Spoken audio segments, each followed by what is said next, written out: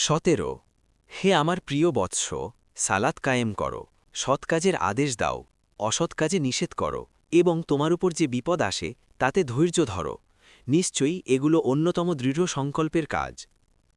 18 আর তুমি মানুষের দিক থেকে তোমার মুখ ফিরিয়ে নিও না, আর জমিনে দম্ভ ভরে চলাফেরা করো না।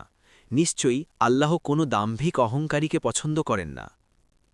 19 আর তোমার চলার ক্ষেত্রে মধ্যপন্থা অবলম্বন করো, তোমার আওয়াজ নিচু করো, নিশ্চয়ই সবচাইতে নিকৃষ্ট আওয়াজ হল গাধার আওয়াজ।